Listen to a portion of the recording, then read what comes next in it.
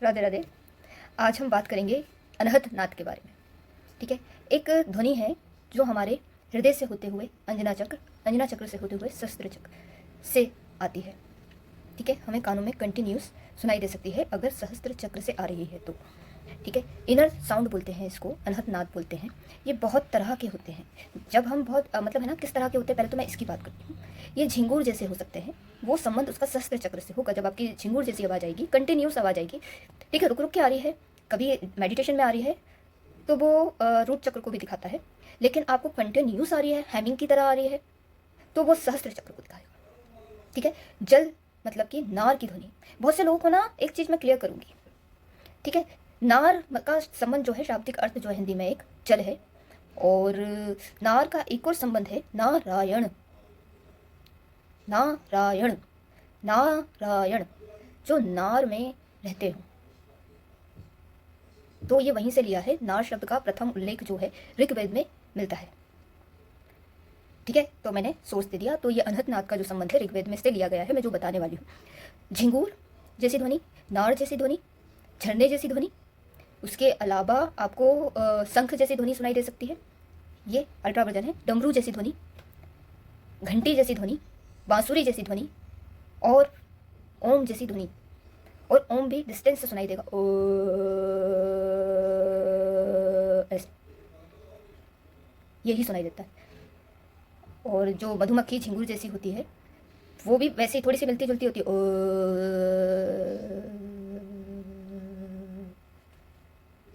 और ये मैं इसलिए बता पा रही हूँ क्योंकि देखो, जब स्पिरिचुअल अवेकिंग होती है, एक तो होती है हम बहुत ज़्यादा डीप मेडिटेशन करते हैं, तब ये ध्वनि हमें सुनाई देती है। जैसे जैसे हम अपने चक्रों को एक्टिव करते हैं, फोकस करते हैं चक्रों पे, तो हमें ये ध्वनियाँ सुनाई देने लगती हैं डीप मेडिटेशन में। और जब हम बहुत हाईली स्पिरिचुअल हो जाते हैं, हमारे सातों चक्र एक्टिव हो जाते हैं, हमारी नाड़ियाँ जो हैं, एक तो है ईड़ा नाड़ी और एक है सुषमा नाड़ी। ठीक है, एक ईड़ा नाड़ी है और एक सुषमा नाड़ी है, सुषमा नाड़ी बोलते हैं उसको। ठीक है, जब ये एक्टिव होती हैं तो फिर अनहद नाद की शुरुआत होती है। ये तब सुनाई देता है, कंटिन्यूस सुनाई देगा ये। फिर आपको मेडिटेशन स्टेट में जाने की आवश्यकता नहीं पड़ेगी। ये कंटिन्यूस आती है आवाज़, आती रहती है, आती रहती है। जब तक आप जागते हो ना, तब तक आती है। आप किसी से बात करोगे तब भी आएगी। हल्की सी आती है, पीसफुल होती है, ये आपको अट्रैक्ट करती है, अपनी ओर खींचती है। अगर आप अकेले बैठ गए ना, आप किसी से बात नहीं कर रहे हो, तो ये आपको अपनी ओर ऐसे खींचेगी कि आपका माइंड और मन काम करना यहाँ पे बंद हो जाता है, मतलब शून्य की स्टेट में आ जाता है, ऑटोमेटिक। तो इसको अनहद नाद कहते हैं। किसी को ये ध्वनि ओम की तरह सुनाई देती है, क्योंकि न म हम समझ नहीं पा रहे हैं आखिरी शब्द, कई बार भी हो जाता है। ये हुआ है मेरे साथ। अ, अ, और इस तरह से ध्वनि आती है, कंटिन्यूस आएंगे, ये रुकेंगी नहीं। आप कान बंद कर लो, तकिए लगा लो, ठीक है, आप दिन में चले जाओ, आप कहीं भी चले जाओ, आपको ऐसा लग रहा है आपके आसपास है ना झिंगुर वगैरह है, उसकी वजह से सुनाई दे रही है, आप कहीं भी चले जाओ, ये सुनाई देगा। आप कितने ही कान बंद कर लो ऐसे बिल्कुल, और जितने कान बंद करोगे उतनी तेज सुनाई देगा। जितना आप अकेले बैठोगे और ज़्यादा तेज सुनाई देगा। लेकिन ये ज़्यादा वैसा नहीं होता, ये हार्मफुल नहीं है, ये इरिटेटिंग नहीं है, ये पीसफुल है, ये अपनी ओर खींचता है, और आपका जो माइंड है और जो मन है, चित्त जो है, वो स्टेबल हो जाता है, फोकस्ड हो जाता है, स्थिर हो जाता है, शून्य की स्टेट में चला जाता है। ये सडन स्पिरिचुअल अवेकिंग में होता है, या फिर आप बहुत ज़्यादा मेडिटेशन करते हो, कई सालों से आप मेडिटेशन कर रहे हो, आपने उस लेवल को प्राप्त कर लिया है जहाँ आपकी नाड़ियाँ भी एक्टिव हो गई हैं, तो ये सुनाई देगा। और इसमें चाहिए बहुत एक्सट्रीम लेवल का डेडिकेशन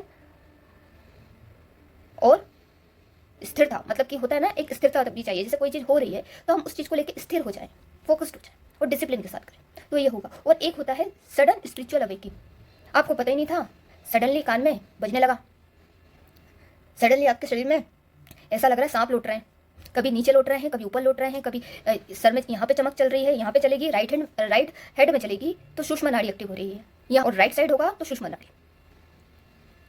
एक्चुअली सुषमा नाड़ी बीच की नाड़ी है। देखो मेरी बात सोचो, ये राइट हैंड जो है पिंगला नाड़ी है, और ये है ईड़ा नाड़ी। राइट हैंड इज पिंगला नाड़ी और ये है ईड़ा नाड़ी। तो पिंगला नाड़ी जब एक्टिव होती है तो हमारा राइट की साइड चमक चलती है, और जब ईड़ा नाड़ी एक्टिव होती है तो हमारे लेफ्ट साइड चमक चलती है। और ये कब चलेगी? जब ब्लॉकेज होंगे, ठीक है, कुछ ना कुछ इंबैलेंस हो जाएगा, तो उसको ब्लॉकेज क्लियर करने में, तो एनर्जी मतलब फ्लो जो होता है वो कहीं ना कहीं बैरियर महसूस करता है, तो वो चमक चलती है। या तो आप बहुत ज़्यादा सेंसिटिव हो जाते हो, या तो आप बहुत मतलब उतना अच्छी बात सुनी, बहुत प्रसन्नतापूर्वक, तो यहाँ पे चमक चलेगी, हल्की सी वाइब्रेशन, या दुख का सुन लिया तो वाइब्रेशन होगा। किसी की पीड़ा देख ली वाइब्रेशन होगा, किसी की खुशी देख ली वाइब्रेशन होगा। ठीक है, कोई सिचुएशन आने वाली है, इंट्यूशंस आ रहे हैं, वाइब्रेशन हो सकता है। और ये जो नाद है ये तो कंटिन्यूस चलता है। जब ये एक्टिव होने लगता है, इसको रोका नहीं जा सकता, इसको अंडू नहीं किया जा सकता। एक बार ये खुल गया ना, खुल गया, फिर ये वापस नहीं जाएगा। हो सकता है कि आप पूरी तरह से चीज़ें आप फॉलो नहीं कर रहे, आपको फॉलो मत करो, आप करके देखो, आप मत करो फॉलो, ये करवा लेंगे। इनको आता है, यूनिवर्स को आता है फॉलो करवाना अपनी चीज़ें। आप बाहर का खा के देखना एक बार, जब आपके ये एक्टिव होंगे आप बाहर का खा के देखो, एक्चुअल में ये एक्टिव हो गए तो आप बाहर का खा के देखो, फिर आपको आएंगे मजे, तबीयत भरे मजे। आप किसी दूसरे के घर का खा के देखो, पता चलेगा आपको। ये जो लोटिंग है ना, जो आपके अंदर फील होगा, फिर आप उसी वक्त हाथ जोड़ के बोलोगे, प्रभु अपने घर का खाना अच्छा, दाल रोटी अच्छी, दाल चावल अच्छे नहीं खाना। ये स्थिति बना देते हैं ये। और ये कौन बना रहा है? आप ही की एनर्जी बना रही है, क्योंकि आप अंश है ना ईश्वर के, यूनिवर्स के, ब्रह्मांड के, अनंत कोटि ब्रह्मांड है, उसमें से आप उनके अंश हैं, आप उन्हीं से मिलके बने हो, आप ब्रह्मांड का ही तत्व हो। तो जब सेंसिटिविटी बढ़ती है, जब आप एक्टिव होते हो आंतरिक रूप से, आपके पंचकोश एक्टिव होने लगते हैं, ये विजय कोश को एक्टिव कर देंगे, ठीक है, मनोकोश को एक्टिव कर देंगे, ठीक है, और लास्ट में जो आनंद कोश होता है, समझना मेरी बात, जो आनंद कोश होता है ये 40-50 पे पहुंच गया ना, आपसे हो नहीं पाएगा। आप करके देख लेना, बाहर का खाना करके देख लेना, बाहर घूम के देख लेना, आपको बाहर अच्छा नहीं लगेगा, बाहर नहीं जाओगे, आप आइसोलेट होना ज़्यादा पसंद करोगे, क्योंकि वो दूसरों की एनर्जी आपको एफ्लिक्शन में डालेगी। और यही सही तरीका है कि आप आइसोलेट रहना सीख जाओगे। ये सिखा देते हैं, ये आपको कोई बोलता नहीं है कि भाई आप ये आइसोलेट हो जाओ, आप ये कर लो, आप वो कर लो, कोई बोलता नहीं है। ये खुद ही धीरे धीरे धीरे धीरे आपको समझ में आने लगता है, खुद ही यूनिवर्स आपको लर्न करवा देता है कि हाँ मुझे क्या करना है, क्या नहीं करना है। और हाँ, ये अनहद नाद तो एक बार शुरू हो गया ना, ये हो गया बस, फिर इसको अंडू नहीं किया जा सकता, इसको कोई चुरा नहीं सकता। कुछ लोग बोलते हैं ना, हमारी स्पिरिचुअल अवेकिंग हुई लेकिन कोई आए उन्होंने हमारा चुरा लिया। नहीं चुरा सकते, ये नहीं चुरा सकते। आत्मा का जब चैतन्य एक्टिव होता है, जब हमारा चैतन्य एक्टिव होता है, उसको कोई चुरा नहीं सकता, वो स्वतंत्र है, उसको कोई बांध नहीं सकता। बांध के तो देखे। अगर आप कोई भी व्यक्ति, मान लीजिए किसी की आत्मा, कुछ लोग बोलते हैं अरे वो आत्मा बंध जाती है, उसका क्या, वो लोअर एनर्जी पे थी इसलिए बंध गई। जब ये चीज़ हो जाएगी, हायर एनर्जी की चीज़ है, हाई फ्रिक्वेंसी है, हाई रिलम बोलते हैं इसको, जब आप इस स्टेट को प्राप्त करोगे, कोई आपको बांध सकता है क्या? कोई नहीं बांध सकता। और हाँ, ये जो अनहद नाद है, इसका फ़ायदा क्या है? कंटिन्यूस अगर अनहद नाद होगा तो आपको मेडिटेशन की आवश्यकता नहीं है। आप जब चाहो, जहाँ चाहो, अपने माइंड को, मन को स्थिर कर सकते हो, उस पर फोकस करना, स्थिर हो जाएगा तुरंत। आप उसके थ्रू कनेक्ट हो सकते हो, कई लोगों से कनेक्ट हो सकते हो, कई सूक्ष्म लोगों से कनेक्ट हो सकते हो। इंट्यूशंस हाई हो जाते हैं, आपको पता चलने लगता है, टेलीपैथी जो है वो बढ़ जाता है। इंट्यूशंस इस लेवल पे हाई होते हैं कि सामने वाला कितना ही छुपा ले, खुद के बारे में तो छोड़ो, खानदान के बारे में छुपा ले, कहीं भी बैठा हो, दुनिया के किसी भी कोने में कोई भी व्यक्ति हो, आपको पता चल जाएगा। ये कमाल है अनहद नाद का। ये काम है सहस्त्र चक्र का, इसे क्राउन चक्र भी बोलते हैं। अब कुछ लोगों को चीज़ें समझ में नहीं आती, अब लोगों को लगता है स्पिरिचुअलिटी है, मेडिटेशन है। देखो, मैं और एक तंदुरुस्त आदमी लेकर आना, 85 साल का, 85 उसका वेट होगा, हट्टा कट्टा होगा, नौजवान होगा, और उस तांत्रिक से बोलना इसकी याद कर दे, इतने दिन की मर जाएगा वो बॉडी बिल्डिंग करता है, रात दिन बॉडी बिल्डिंग करता है, लेकिन एनर्जी वाइज वो बहुत वीक है, लोअर फ्रिक्वेंसी पे है, तांत्रिक क्रिया तब भी चलेगी। ये फर्क है कि आप इनर से कितने स्ट्रांग हैं, आपकी एनर्जी कितनी स्ट्रांग है, आप पे कितने प्रोटेक्शन लेयर बना रखे हैं आपने। तो एक बुद्धू व्यक्ति अपने शरीर पे ध्यान देता है जो नश्वर है, मर जाएगा, खत्म हो जाएगा, जल जाएगा या गड़ जाएगा।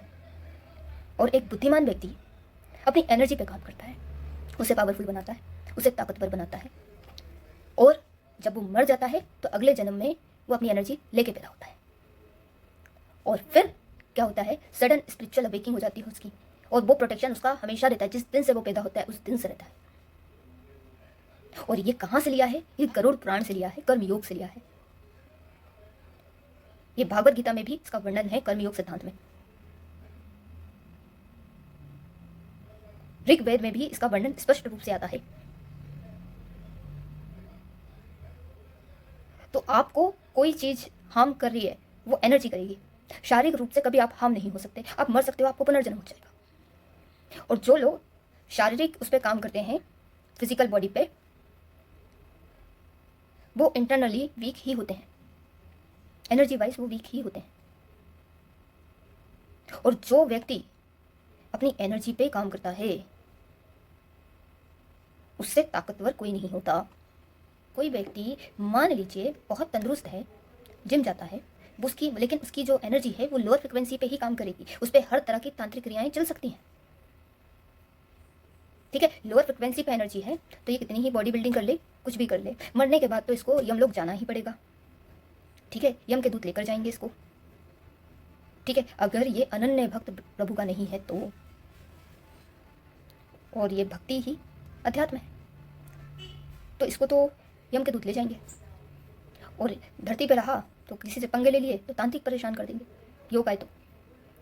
और वहीं दूसरे हैंड पर कोई स्पिरिचुअल व्यक्ति है, शरीर से वो कैसा भी हो, बूढ़ा हो, बच्चा हो, दुबला पतला हो, बहुत मोटा सा हो, बहुत ज़्यादा मोटा हैवी, चलते भी नहीं बन रहा,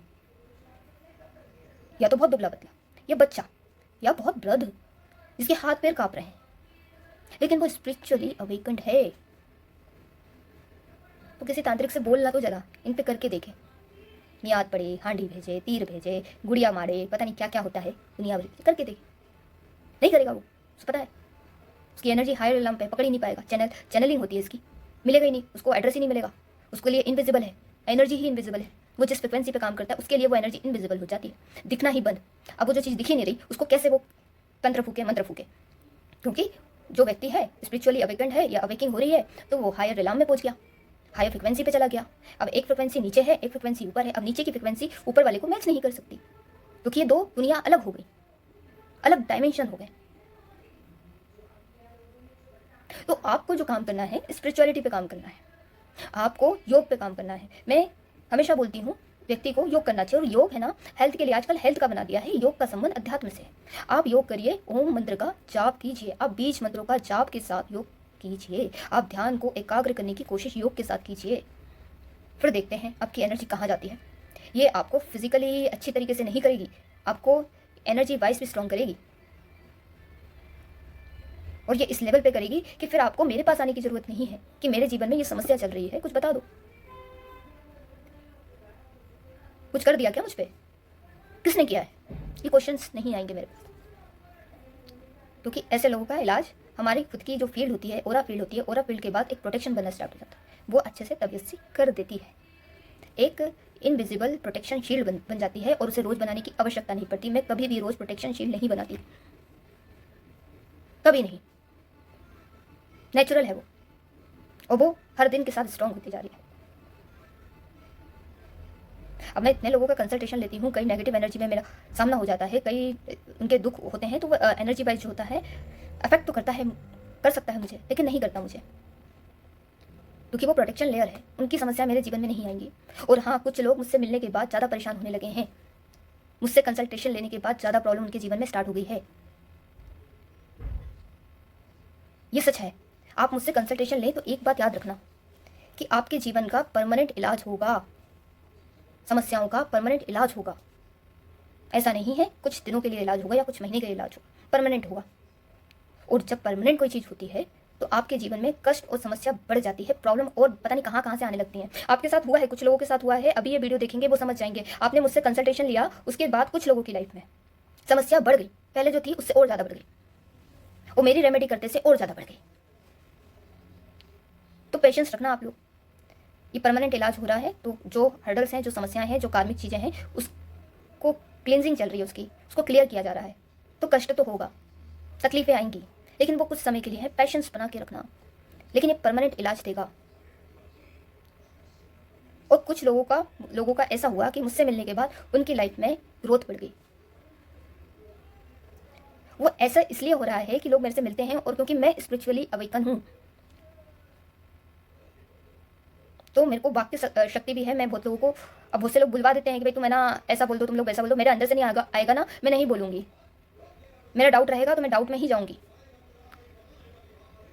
आपको कुछ लोगों को ये लगता है कि प्रगति बोल देगी तो वो चीज़ हो जाएगी, तुरंत हो जाएगी। ऐसा है भी कि मैं बोल दूंगी तो वो हो जाएगा, लेकिन वो अगर मेरे अंदर से नहीं आ रहा, कुछ मेरे को डाउट आ रहा है, कुछ मुझे लग रहा है, नहीं बोलूंगी। और बोल भी दिया तो वो काम नहीं करेगा, क्योंकि मैं अंतरात्मा से नहीं बोल रही हूँ, क्योंकि मुझे डाउट है वहाँ पे कुछ चीज़ों को लेकर। इसी वजह से हाँ, लेकिन कोई इंसान बहुत ज़्यादा समस्या में फंस जाता है, एकदम ऐसा लगता है कि अब तो कुछ नहीं है, तब तो मैं ज़रूर बोल देती हूँ कि नहीं नहीं ये हो जाएगा तुम्हारा, पेशेंस रखो, 1-2 दिन में तुम्हारा करवा देती हूँ। लेकिन मुझे फिर बोलना पड़ता है, मुझे घुसना पड़ता है, और मैं हर इंसान के केस में नहीं घुसना चाहती, क्योंकि सबकी एक सोल जर्नी है, सबको अपने कर्मों को देखना है। अब मैं उसमें घुस जाऊँ, ज़बरदस्ती घुस जाऊँ और बिल्कुल उसको बदलने की कोशिश करूँ और पकड़ लूँ प्रभु के चरण कि भैया इसका तो करवाओ, नाक मत कटाना मेरी, मैंने बोल दिया, मुझे बोलना पड़ता है, नाक मत कटाना बोल दिया, दिल धक धक करता है, नाक कट गई तो मेरी तो छोड़ो, मेरी तो कटी, प्रभु की कट गई तो प्रभु के नाम से बोला है, क्योंकि मैंने नाक घुसाई है उसमें, तो वो मुझे बाद में अच्छा नहीं लगता, हो तो जाता है लेकिन अच्छा नहीं लगता।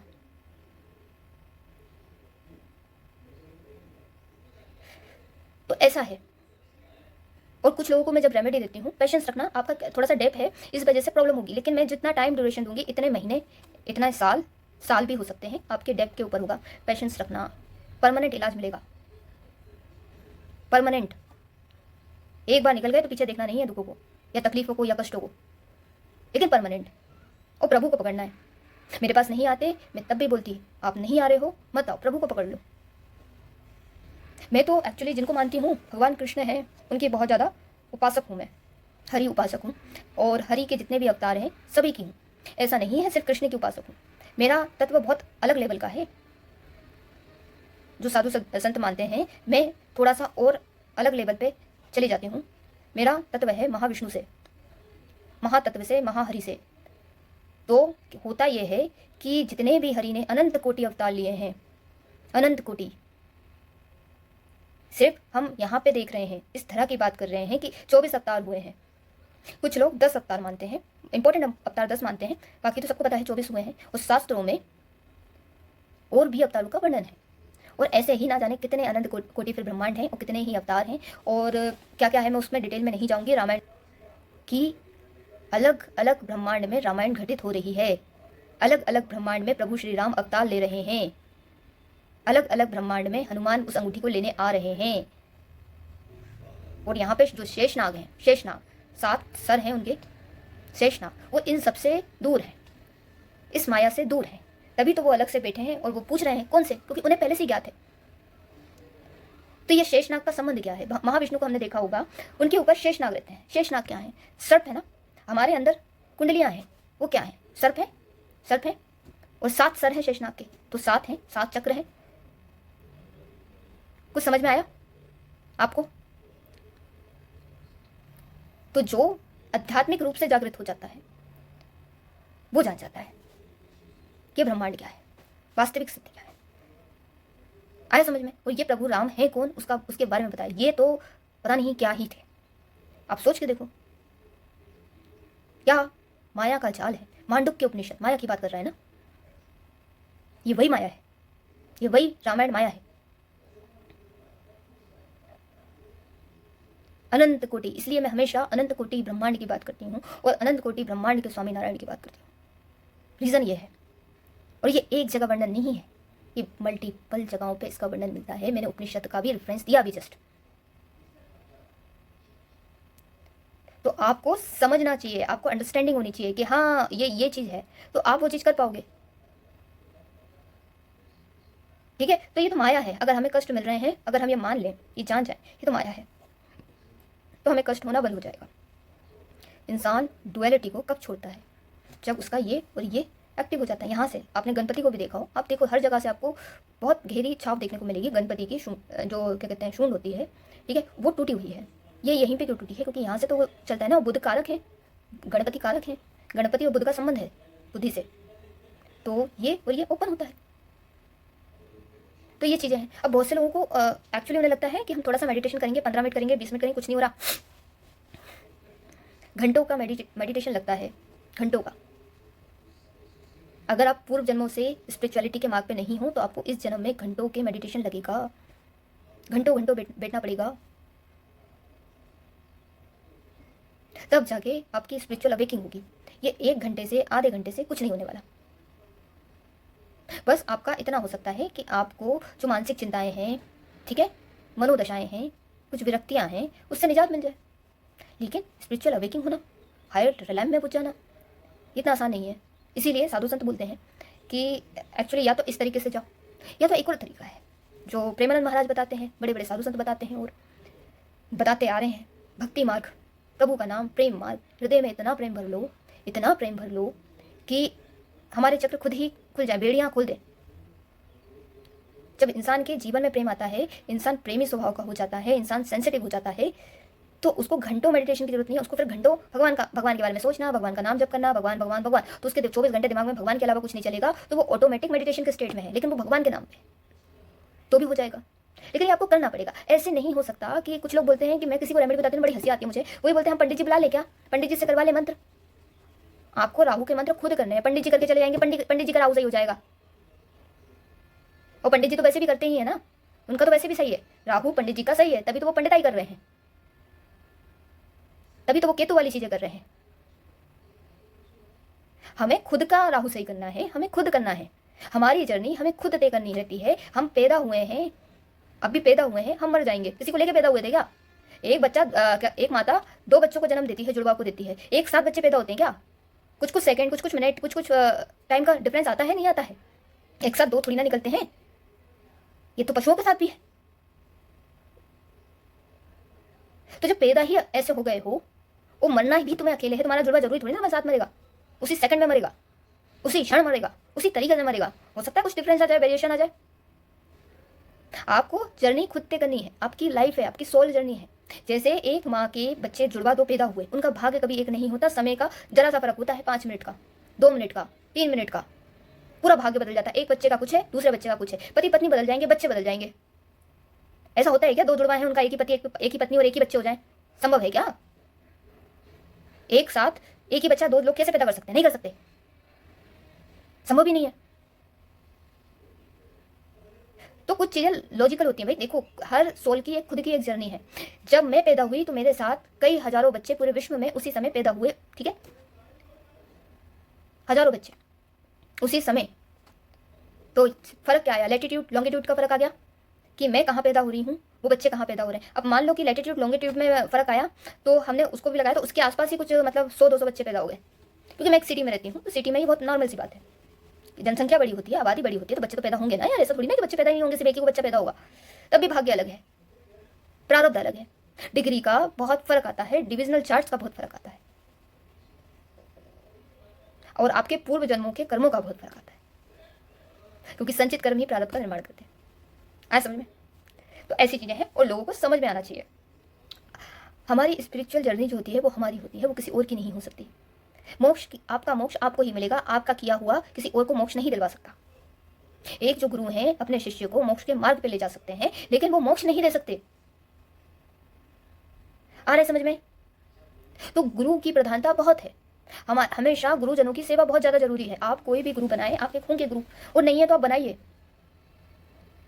ये बहुत ज्यादा जरूरी है। आपके गुरु होना चाहिए और गुरु को फॉलो करना चाहिए। गुरु उत्कृष्ट हो तो उत्तम, अच्छे होना चाहिए। अच्छा गुरु बहुत भाग्य से मिलता है, मैं बिल्कुल बोलूंगी। एक अच्छे माता पिता और अच्छा गुरु भाग्य से मिलता है, जो मैच्योर हो, जो समझदार हो, जो सही संस्कार दे। क्योंकि हमें संस्कार सिर्फ माता पिता गुरु ही देते हैं और कोई नहीं देता।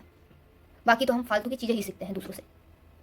बहुत कम लोग, मैच्योर लोग जो होते हैं, वो दुनिया जगत से अच्छी चीज़ें दूसरों से सीख लेते हैं। लेकिन एक जनरल बात जो कही जाती है समाज में कि हमारे जो प्रथम शिक्षक है वो माता पिता हैं और गुरु हैं, दूसरे गुरु हैं, और इनके अलावा हमारा भला कोई चाहता भी नहीं है। हमारे रिश्तेदार भी हमारा भला नहीं चाहते, कोई नहीं चाहेगा। लेकिन माता पिता और गुरु जरूर चाहेंगे कि आपका भला हो जाए, क्योंकि आप ग्रो करोगे तो उनका नाम रोशन होगा कि मेरा शिष्य था, मेरा बच्चा था। बस इसीलिए गुरु का भी स्वार्थ है, निहित है आप में, कि अगर आप ग्रो करोगे तो वो भी ग्रो करेंगे, उनका नाम भी लिया जाएगा। चंद्रगुप्त सम्राट बने, लेकिन उनसे प्रथम जो नाम लिया जाता है चाणक्य का लिया जाता है। जो पांडु पुत्र थे, पांडव थे, उनसे पहले उनके गुरु का नाम लिया जाता है द्रोण, और द्रोण से पहले द्रोण के गुरु का नाम लिया जाता है परशुराम। तो गुरु की महानता उसके शिष्य में छुपी है। तो शिष्य उत्कृष्ट इसलिए पता, बहुत से जो गुरु हैं वो हर किसी को शिष्य नहीं बनाते, क्योंकि तुम नालायक हुए तो वो तुम्हें क्यों शिष्य बनाएंगे भाई, मुझे ये बता।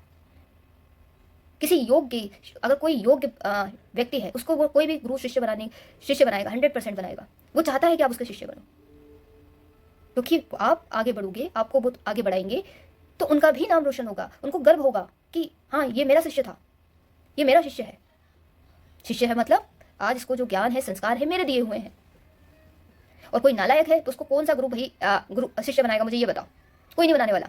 तो पुराने समय में भी ये होता था कि एक योग्य व्यक्ति को हर कोई शिष्य बना लेता था, लेकिन जो अयोग्य है उसको शिष्य बनाने में गुरु सोचा करते थे कि तुम कर पाओगे या नहीं, तुमसे हो पाएगा या नहीं, क्योंकि उनके पास दूर की दृष्टि भी होती है। जब स्पिरिचुअलिटी की बात आती है ना, तो आपका जैसे कि फॉर एग्जाम्पल कोई स्पिरिचुअल अवेकन पर्सन है, ठीक है, वो पहले से ही हायर रिलैम में बैठ गया, अब वो गुरु ढूंढने जा रहा है, ठीक है, तो उसका जो गुरु होगा उससे भी अव्वल दर्जे का होना चाहिए, तब तो बात बनेगी। अब ऐसा नहीं हो सकता कि आप बहुत हाई रिलैम पे बैठे हुए हो और आप है ना, कोई गुरु है ना, लोअर फ्रिक्वेंसी पे काम करने वाले को आपने गुरु बना लिया, कैसे बनेगी, नहीं बन पाएगी। वो आपको क्या ही ज्ञान दे देगा।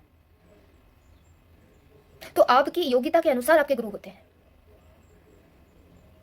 और ये हमेशा होता है। पुराने समय में भी ऐसा होता था, अभी भी ऐसा होता है। आप एग्जाम्पल लेते हैं मॉडर्न टाइम के हिसाब से, आप IIT में कब प्रवेश करते हो, जब आप योग्य होते हो, आप एक टेस्ट क्वालिफाई करते हो, उसके बाद आपको IIT में एडमिशन मिलता है। डायरेक्ट थोड़ी ना IIT में एडमिशन मिल जाता है। और IIT का एग्जाम कौन कंडक्ट करवाते हैं, वहाँ के प्रोफेसर्स, वही बनाते हैं पेपर। तो वो टेस्ट ले रहे होते हैं कि आप हमारी लायक हो या नहीं, हमारे इंस्टीट्यूशन के, हमारे समय के, हमारी शिक्षा के, तो वो आपको प्रूफ करना पड़ेगा। ऐसे ही स्पिरिचुअलिटी में है कि आप लायक हो या नहीं, ये आपको प्रूफ करना पड़ता है। और आप प्रूफ करने के लिए आपको करने की जरूरत ही नहीं है, गुरु आपको देखते ही पहचान जाएंगे, अगर वो इतने बड़े उत्कृष्ट गुरु हैं तो। और जैसे आप होंगे आपको वैसा गुरु मिलेगा, और आप अपनी सामर्थ्य के अनुसार गुरु बनाइए। अगर आप लोअर फ्रिक्वेंसी पे हैं, आप लोअर फ्रिक्वेंसी का गुरु बनाइए। आपकी जैसी मनोविचारधारा है उस हिसाब से आप अपना गुरु बनाइए। और कोई हायर फ्रिक्वेंसी पे है तो वो ऑब्वियस सी बात है, हायर फ्रिक्वेंसी के गुरु ही उसको लगेंगे, वो अनमैच हो जाएंगी चीज़ें नहीं तो, क्योंकि शिष्य बहुत आगे है। और अगर गुरु थोड़े से भी वीक हुए तो फिर वो शिष्य गुरु कहाँ है, पता चल रहा है जो शिष्य है वही गुरु है। जैसे कि अब वो शंकराचार्य के केस में हुआ था, जो यादवाचार्य थे, जो बाद में शंकराचार्य बने थे, आदि शंकराचार्य के पद पे सेकंड जो बैठे थे वो यादवाचार्य तो बैठे थे, और वो उतना उत्कृष्ट नहीं थे। अब उनके आश्रम में आ गए रामानुजाचार्य, जो आध्यात्मिक लेवल पे पहले से ही उन्नत थे। वो फिर क्या हुआ, उन्होंने उनसे कुछ क्वेश्चन पूछ लिए, उसके वो उत्तर नहीं दे पाए। और दूसरा, वो उनकी फ्रिक्वेंसी, उनकी एनर्जी को महसूस नहीं कर पाए, जान ही नहीं पाए कि वो स्पिरिचुअली अवेकन है, क्योंकि वो उस लेवल पे थे ही नहीं। तो उसका नतीजा क्या हुआ, उन्हें मूर्खतापूर्वक रामानुजाचार्य को जहर दे दिया। यही हुआ था, वो बच गए। अब वो चिंता में कि ये कैसे संभव है, मैंने तो खुद अपने हाथों से मिलाया था, ये मरा क्यों नहीं। तो उन्हें ये बात समझ में नहीं आई कि ये व्यक्ति स्पिरिचुअल अवेकन है, ये बहुत ही ज़्यादा हायर रिलैम पर है, ये आध्यात्मिक है, ये जो आया है शिष्य ये बहुत हायर लेवल पे है। फिर बाद में क्या हुआ, ये जो यादवाचार्य हैं ये रामानुजाचार्य के शिष्य बन गए, जो गुरु बनने थे वो शिष्य बन गए। तो ऐसा हो जाता है फिर। और रामानुजाचार्य को कोई गुरु मिला ही नहीं, तो उन्होंने अपनी जर्नी खुद तय करी, और उसके बाद उन्होंने दूसरों को शिष्य बनाया, दूसरों को ज्ञान दिया, क्योंकि उन्हें ज्ञान स्वयं प्रकृति देने लगी थी। क्योंकि उन्हें ज्ञान देने वाला उस समय के मुताबिक कोई मिला नहीं उन्हें। वो जहां जाते थे वो थोड़ा सा हायर लेवल पे ही होते थे गुरु से। तो ऐसा भी होता है। और यही कारण था कि वो क्या कहते हैं, यादवाचार्य जो थे वो उन्हें द्वेष भावना रख ली थी रामानुजाचार्य से। अच्छा, ये कल का आया बच्चा मुझे सिखाएगा, मुझे बताएगा वेद क्या है, उपनिषद क्या है, धर्म क्या है, अद्वैत क्या है, द्वैत क्या है, ये मुझे सिखाएगा। तो नहीं, गोपे ले लिया, इसलिए जहर दे दिया था कि उनको लगा 4 लोगों के सामने बेइज्जती कर दी मेरी, इस बच्चे ने, छोटे से बच्चे ने, 15 साल के बच्चे ने। और वो बच्चा बड़ा होके किसी को क्या पता था कि रामानुजाचार्य बनेगा। तो ये हुआ था। और उन्होंने वशिष्ठवाद की स्थापना करी, क्योंकि उनके विचार बहुत ज्यादा क्लियर थे। कभी आप रामानुजाचार्य की भागवत गीता पढ़ के देखना, उनके काउंटर क्वेश्चंस पढ़ना, उनकी टिप्पणियां पढ़ना, तब पता चलेगा कि ये कौन सा ब्रिलियंट माइंड पैदा हुआ था हमारे देश में। कुछ लोगों को लगता है कि थोड़ी सी कुछ चीजें लिख देने से वो महान हो गया। अरे भाई, भारत में बहुत बड़े बड़े महान पैदा हुए हैं, और ये इतने रामानुजाचार्य तो लिटरली बहुत महान संत माने गए हैं, और उनको गुरु भी माना जाता है, आचार्य माने गए हैं, क्योंकि उन्होंने लिटरली वशिष्ठ वाद की स्थापना करी है। वशिष्ठ संप्रदाय, वैष्णव संप्रदाय, वैष्णव थे वो। अब वो एक वैष्णव पहुंच गया शंकराचार्य के आश्रम में, तो झेल पाते क्या वो? नहीं झेल पाते, और वो तो बच्चे थे तब। तो ये हो गया। फिर जब वो बड़े हुए तो उन्होंने तो सारी चीजें ही उथल पुथल कर दी थी, और उनसे शास्त्रों में कोई विजय प्राप्त नहीं कर पाया। उन्होंने पुनः सनातन धर्म की स्थापना करी, दूसरे तरीके से करी, अच्छे वे में करी। उन्होंने चीजों को बहुत व्यवस्थित ढंग से समझाने का प्रयास किया था, और जितना उन्होंने किया मुझे नहीं लगता इतना कंट्रीब्यूशन बाकियों का रहा है। सबने किया है, सबका अपना तरीका था, लेकिन इन्होंने कुछ अलग लेवल पे चले गए थे। अब आप खुद सोच के देखो, 15 साल का बालक है अपना। गुरु शिष्य की पद्धति में ऐसा होता है कि गुरु अपना संपूर्ण ज्ञान अपने सबसे परम शिष्य को मतलब ट्रांसफर करते हैं, और ये किया था उनने यादवाचार्य को, लेकिन हार गए वो, उनकी तुच्छ हो गई थी, उनके पास जवाब नहीं थे। और यादवाचार्य को आज भी ना थोड़ी सी इज्जत इसलिए मिलती है क्योंकि अब वो रामानुजाचार्य के शिष्य हैं, माने जाते हैं, नहीं तो उनकी थूथू हो चुकी थी। उन्होंने उस पद गरिमा, आदि शंकराचार्य के पद गरिमा का उल्लंघन कर दिया था इस तरह की चीजें करके। किसी को, आप आचार्य हो, एक ब्राह्मण हो, आप किसी का वध नहीं कर सकते, आप किसी की हत्या नहीं कर सकते। उन्होंने हत्या की साजिश करी थी, तो इसीलिए थूथू हुई थी, लेकिन उन्हें कुछ हुआ नहीं। जब उन्हें पता चला ये तो भाई इन पे तो साक्षात ईश्वर का हाथ है, तो बस फिर वो रह गए। उन्होंने कहा कि ऐसे पंगे नहीं लेने चाहिए, तो फिर वो उनके शिष्य बन गए। तो उन्होंने वो अपना जो भी उन्होंने गलत किया था उसका पश्चाताप किया, तो यहाँ पे न्यूट्रलाइज हो गया। ये भी उनकी बहुत बड़ी वो चीज़ थी, उपलब्धि थी कि भाई उन्होंने ये चीज़ मानी कि हाँ मेरा जो बच्चा आया था वो मुझसे ज़्यादा विद्वान था, और वो उनके शिष्य बने, और बिल्कुल हृदयपूर्वक बने। ऐसा नहीं था जबरदस्ती बन गए, 4 लोगों को दिखाने के लिए बन गए, दिल से बने थे, हृदय से बने थे, क्योंकि उन्हें समझ में आ गया था कि मैं कहीं ना कहीं घमंड में आके मैंने सत्यानाश कर दिया, अपने ज्ञान का ही सत्यानाश कर दिया। ठीक है, तो ये चीज़ें होती हैं। अध्यात्म के बारे में हम जितनी बात करें कम है, इसका पूरा संबंध ज्योतिष विद्या से है। ठीक है, अभी जो मैं अनंतनाथ की जो मैंने पहले बात करी थी उसका संबंध श्रावण नक्षत्र से है। श्रावण नक्षत्र किसका है? भगवान विष्णु का नक्षत्र है, शनि की राशि में आता है मकर। सबसे अच्छे नक्षत्रों में इसका नाम आता है श्रावण नक्षत्र, क्योंकि ये भगवान विष्णु का नक्षत्र है। श्रावण का मतलब क्या होता है? लिसनिंग। अब ये लिसनिंग कौन सी होती है? एक तो होती है हम मैं बोल रही हूँ तुम सुन रहे हो, ये भी एक लिसनिंग है, मैं बोल रही हूँ आप लोग सुन रहे हैं, ये लिसनिंग है। और एक लिसनिंग होती है अनहतनाद की, जो ब्रह्मनाद है। ठीक है, तो ये उसका नक्षत्र है। वास्तविक स्पिरिचुअलिटी में हम देखेंगे वास्तविक श्रावण नक्षत्र का संबंध अनहतनाद से है। अब जैसे फॉर एग्जांपल ये अपना अनहतनाद को एक्टिव कर सकते हैं वो लोग जिनका जन्म श्रावण नक्षत्र में हुआ हो, या जिनके सूर्यदेव श्रावण नक्षत्र में हो, या शनि महाराज श्रावण नक्षत्र में हो। ये पावरफुल योग देंगे।